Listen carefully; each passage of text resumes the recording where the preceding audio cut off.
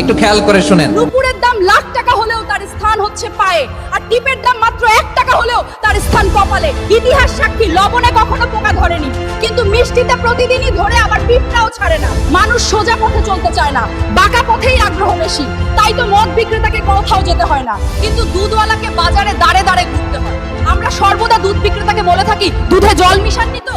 আর মানুষ মদে জল মিশে খায়। আজ পর্যন্ত মানুষকে এতটুকুই চিনলাম। কচু পাতা দেখেছেন নিশ্চয়ই, ওপরে সবুজ আর ভেতরে চুলকানিতে ভরা। ঠিক তেমনি কিছু মানুষ আছে, বাইরে থেকে দেখতে ভীষণ সুন্দর পরিপাটি, কিন্তু ভেতরটা আবর্জনায় ভরা। সাপ দুধ খেয়ে বিষ উগরে দেয়, আর গরু ঘাস খেয়েও দুধ দেয়। সুতরাং দোষটা খাবারের নয়, পার্থক্যটা স্বভাবের। নিজের যোগ্যতা নিয়ে কখনো অহংকার করবেন না।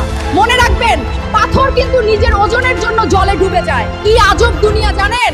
যার চোখে ঘুম আসে তার কাছে ভালো বিছানা নেই, আর যার কাছে ভালো বিছানা আছে তার চোখে ঘুম নেই। যার মনে দয়া আছে তার কাছে দেওয়ার মতো কিচ্ছু নেই, আর যার কাছে দেওয়ার অনেক কিছু আছে তার দেওয়ার মতো মনটাই নেই। এটাই বাস্তবতা।